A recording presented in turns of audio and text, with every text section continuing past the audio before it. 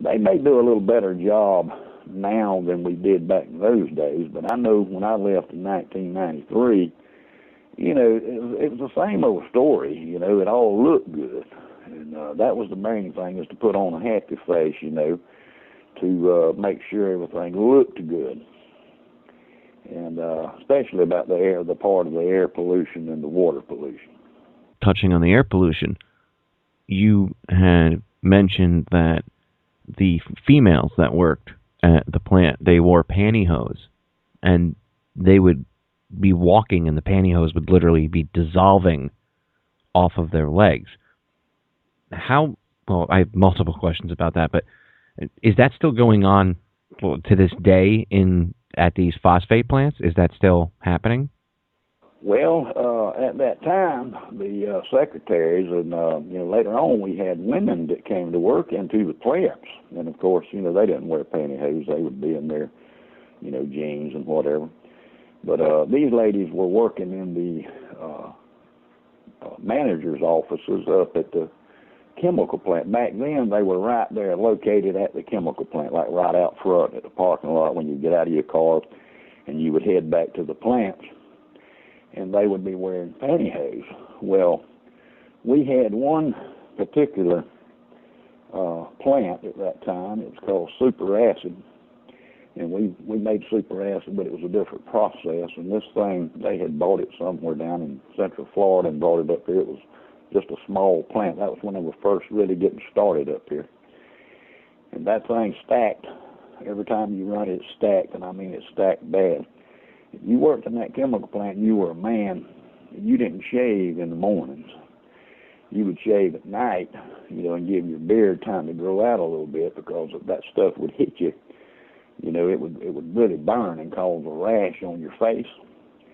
But yeah, that's the truth. I got a letter from a lady, and I knew her personally and several more that said that happened, and I remember hearing about it.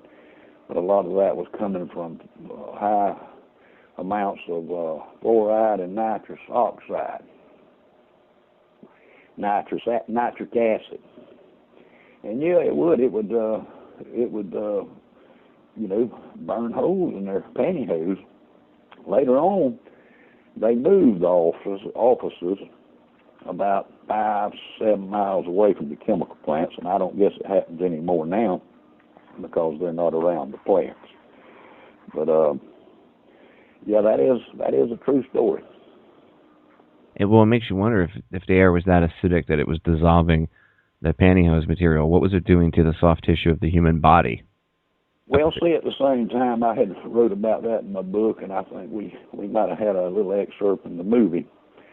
You park in those parking lots out there, and the fumes, you're at ground zero there, of course, and a lot of the reason for the stacks to start with is to push it up, to push it up into the atmosphere to get it away from the workers. Well, everybody knows how Florida is, especially on these muggy nights when it's hot, temperature inversions, to where, you're trying to push something up and it's not going anywhere. It's just foggy. You know how it is in Florida at night, and it just comes right back down. Well, when you would park in that parking lot, your car every day, most people had an old rag or something they'd drive out there because they, most of the experienced people, because they knew what it was going to do to their cars, it would eat the paint off the cars, pit it. And the windshield, the fluoride would etch it, because that's one of the uses of fluoride, fluorosilicic acid, is to etch glass. And so if you drove one out there long enough, that windshield would become so etched and so foggy that you couldn't hardly see out of it to drive. And those same fumes, of course, is what was, eating the secretary's pantyhose holes out. That's crazy. And again, what is that doing to the human body? And it's no wonder that you and all the other people that were exposed to this got sick.